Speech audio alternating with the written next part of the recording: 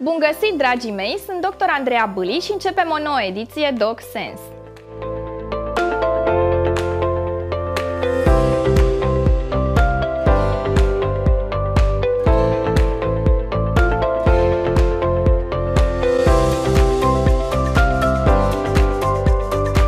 Colita ulcerativă reprezintă o boală de natură autoimună care este declanșată de hiperactivitatea sistemului imunitar. Boala se manifestă cu inflamație și ulcerații la nivelul colonului și a rectului și poate afecta persoane de toate vârstele. Boala se declanșează de cele mai multe ori de la rect și se răspândește în intestinul gros, putând afecta în final întregul colon. Ulcerațiile formate pot provoca sângerare și apariția mucusului și a puroiului.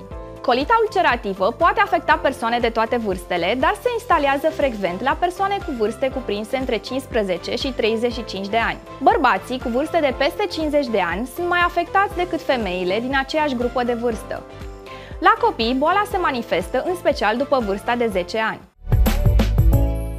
Boala se poate manifesta diferit de la o persoană la alta, în funcție de stadiul bolii, cât și în funcție de felul în care evoluează aceasta în timp. Persoanele diagnosticate se pot confrunta cu perioade de puseu, dar și cu perioade lungi de remisie, caracterizate prin simptome ușoare sau fără niciun simptom.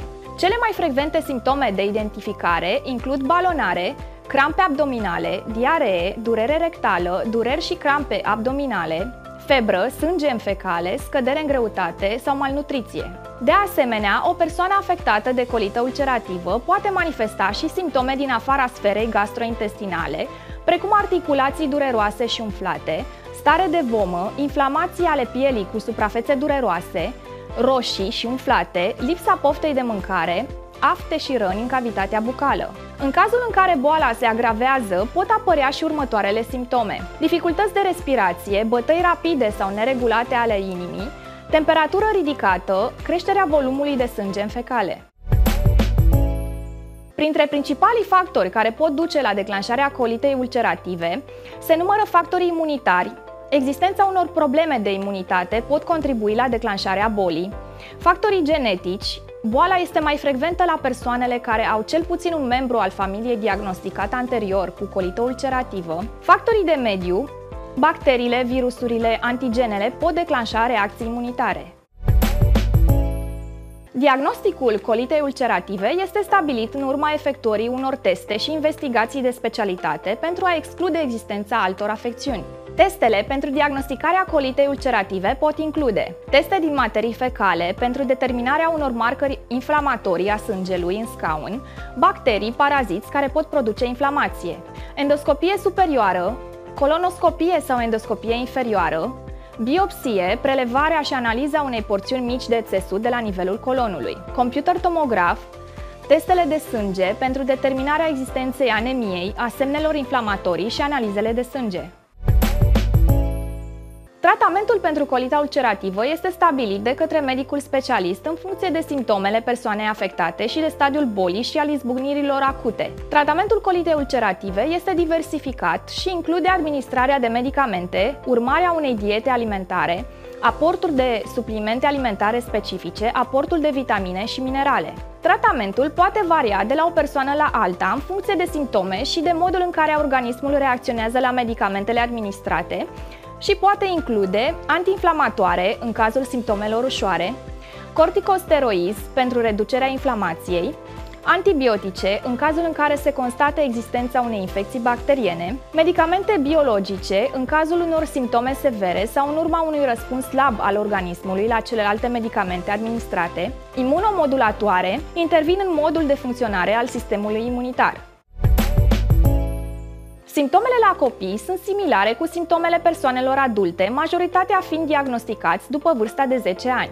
Colita ulcerativă la copii se manifestă cu dureri și crampe abdominale, scaune moi și sânge în fecale, stare generalizată de oboseală. De asemenea, pot manifesta și alte simptome severe, precum anemie din cauza pierderii de sânge, malnutriție din cauza stărilor diareice, scădere în greutate. În cazul în care tratamentul medicamentos și dieta nu funcționează, un copil care suferă de colită ulcerativă poate fi supus unor intervenții chirurgicale.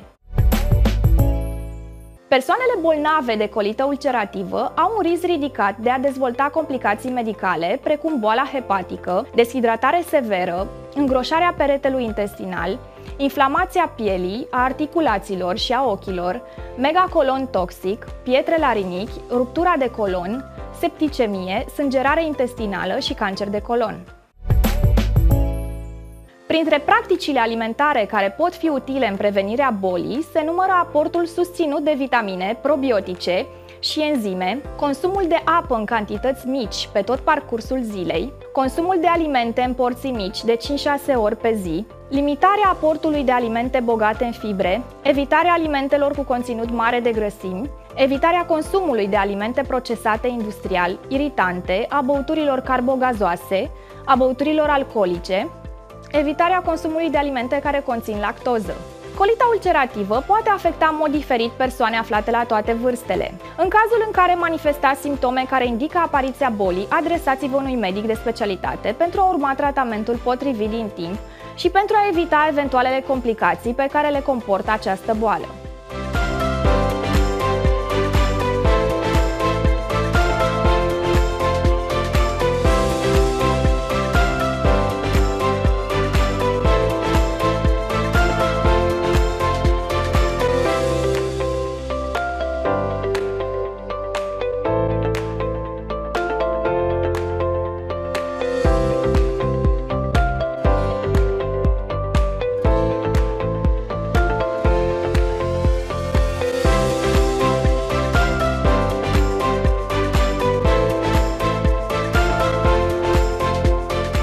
Dragii mei, aici punem punct unei noi ediții.